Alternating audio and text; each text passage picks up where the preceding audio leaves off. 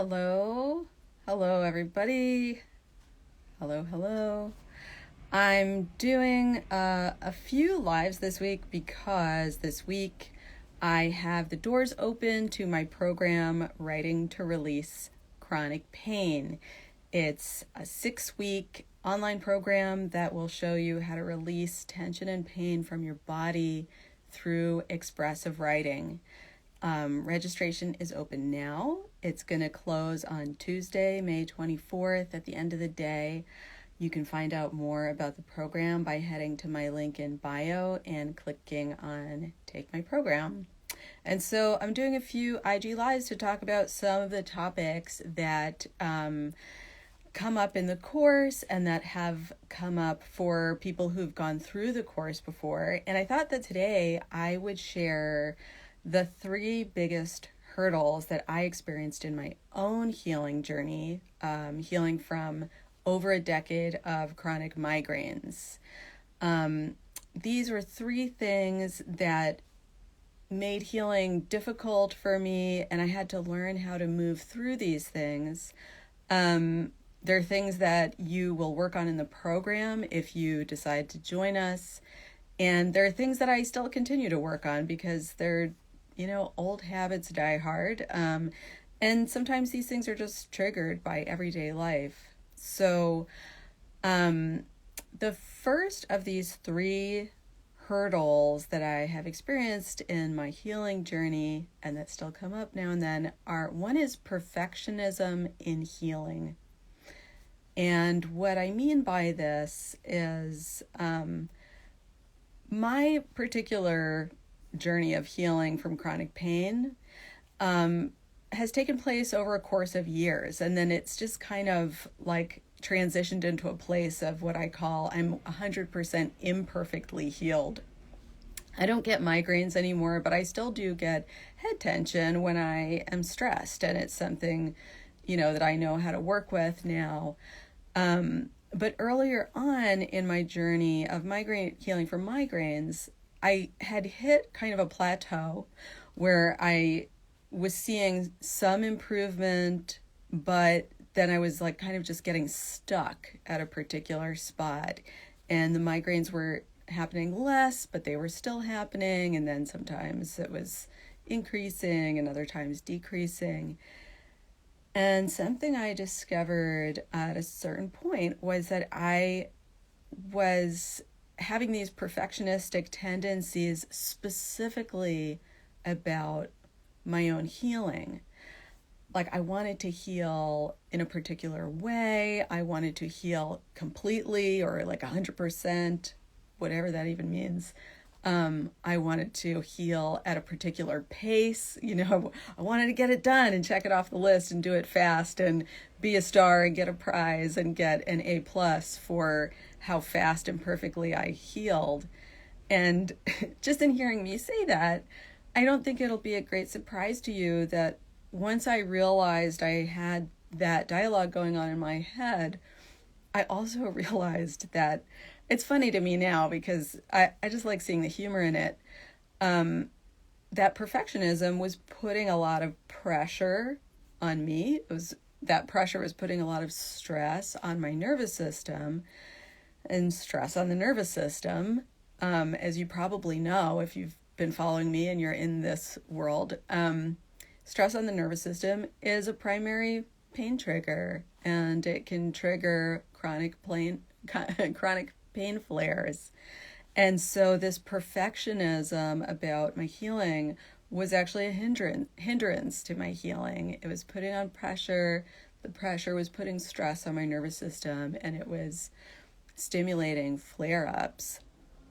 And so one of the ways that I now work through that, the first way was awareness, coming into awareness. And just having that awareness that, that's going on. Okay, I'm being really hard on myself about the pain and the healing. Having that awareness gives us a choice. And what I now choose to do when I notice myself doing that, because that still may happen on, although I don't get full-blown migraines, I do get head tension on a day when I'm feeling stressed. And sometimes I catch myself getting annoyed at myself for like, why do you still have head tension after all this time? So, a couple of ways that I work with that. One is just through self-compassion. Once I notice it, I choose to redirect the criticism into just kindness toward myself. Like, oh, this is happening because I'm a human being in a human body, in a human mind-body system. And this is one of the things that stress triggers for me sometimes. And the other thing is humor.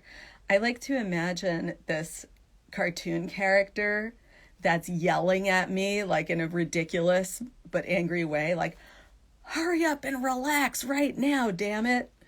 Because healing is about relaxing. It's about relaxing the nervous system. And the idea of that cartoon character just cracks me up because everybody knows you cannot relax when someone's yelling at you and rushing you. So I like to just see the humor in what my thought processes were trying to do there. So that was hurdle number one, perfectionism in healing. And then hurdle number two, this took me a bit longer to notice. Hurdle number two was perfectionism as a healer. So my work, through my healing journey, my work then became being a chronic pain recovery therapist and coach. And when I started kind of putting myself out there more in that niche and making my Instagram account public and starting to talk about it on Instagram and, of course, work with my clients in this niche, I, initially, to my surprise, I noticed I started getting pain flares. It's like I'm going into this niche of helping people heal like I have from chronic pain. And wow, now my pain is flaring up. And it took me a while to figure out what was going on there. And when I did, what I realized was happening was I was putting a ton of pressure both on myself and also on my clients. I had this agenda that I needed to prove myself as, I'm really good at this job. And in my mind, the way to prove that, this was all unconscious at first, the way to prove it was to, see results right away in clients, that I had this agenda that my clients should experience pain reduction or cessation like really, really quick. And it all went back to hurdle number one that I was talking about, is putting pressure on myself. This has to happen fast and in a particular way. And that was also putting pressure on my clients, whether it was overt or not. And so pressure equals stress. Stress on the nervous system stimulates flare-ups. And I really just had to, again, see the humor in it, have some kindness for myself. Remember that patience and kindness with myself is also exactly what my clients needed. Patience and kindness with their process. Because the healing process is an organic process and it goes the way it goes and it takes the time that it takes. And our job is really just to be kind of in the role of like a gardener tending to a flower. If we don't tend to the healing process, if we don't give it the love and nurturing it needs, then it's probably not going to happen or it's going to be very difficult. But if we stand over it expectantly and impatiently and say, grow, grow, grow, why aren't you growing? And you're not growing fast enough, that really stymies the process. It smothers the process. It puts pressure on it. And pressure is a real mood killer to healing. So hurdle number one was perfectionism in my own healing. Hurdle number two was perfectionism as a healer or a healing helper.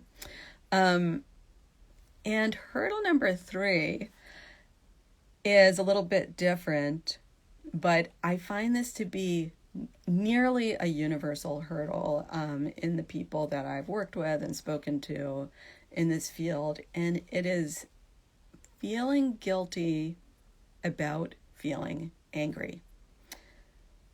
We all feel angry sometimes. Anger is a natural, healthy, life-serving response to having our boundaries violated, or just, things that hurt or harm us, whether they are intentional or unintentional, whether they're physical or emotional. I don't know if you've ever been like cut off. This is something I've noticed when I get cut off in the street, really like dangerously and abruptly by a cyclist. My first impulse is anger. Like I want to yell at them, like, ah. And that's a survival response. It's not to say that, yeah, it's really great and healthy to go like yelling expletives at everybody, but that anger is the energy of self-protection, of survival, of, defending ourselves from harm. We really need anger. And in this world that we live in socially, a lot of us are conditioned to suppress our anger, to feel guilty about our anger, to feel like our anger is a problem. We don't see a lot of healthy, productive expressions of anger in this culture. We don't see a lot of people saying, you know what, that thing you did made me feel angry, and I please don't talk that way to me anymore. What we see instead is we see either people just exploding at each other with their anger and dumping it in a destructive way, or we see people repressing it and stifling it and pushing it down. And a lot of us, especially in childhood, but also in our relationships and at work, we get a lot of encouragement to suppress our anger. Don't rock the boat. Your anger's a problem. And so, like many other people, I, just through life experience had developed this habit of feeling guilty about my anger. And so when I feel anger, there's this just reflex, a learned reflex to suppress it. When you are suppressing anger, what happens is the anger is an energy in your body that makes you want to get big. When other mammals are feeling anger and they're defending themselves, they get big, they puff out their chest, they get tall. It's the same for us. Anger makes us anger wants to like grow big inside of us. And then that guilt, which I look at as a form of fear, like we're trying to keep ourselves safe instead of in this big way, we're trying to keep ourselves safe in this hiding way. So the fear the guilt makes us want to get small. So now we've got big anger and constricting guilt or fear at the same time. And those two energies pressing against each other create a lot of tension in the body and on the nervous system. And for someone who's prone to chronic pain, it can definitely trigger pain. And for me, it's a really common pain trigger. It's something I still navigate and deal with because a lifetime of being conditioned to suppress anger doesn't like melt away overnight. And so one of the ways that I approach that, and this is really relevant to the program that I'm offering right now, Writing to Release Chronic Pain, one of the ways that I work with that is I give myself a safe space in which to express my anger. And for me, that's journaling, that's writing, it's writing it out on the page. So I offer myself this safe space and the invitation. I let the anger know that it's safe to come out here and it's welcome here. Let it out on the page. And then number two, and this is really important because that's not it. Number two is afterward, I love on the anger. Like I give the anger love because it's coming up because it's wanting to receive something. And I find what my anger wants to receive is love and acknowledgement. So I give it the invitation to come out, and then afterward, I respond to it with love, acknowledgement, and affirmation. And that regular invitation and affirmation over time, gradually, is retraining my nervous system to understand that anger is okay and it can be expressed in safe, productive ways. And it doesn't need to be clenched and repressed. And it's a process. I mean, I am in the process. It's not like I'm over that by any means. So that's something that I work on regularly.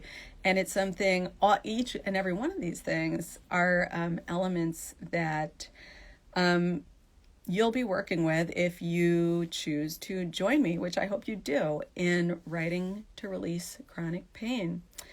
It's my 6-week online program that will show you step by step with concrete practices and my guidance how to release tension, pent-up emotions, and pain ultimately from your body through expressive writing.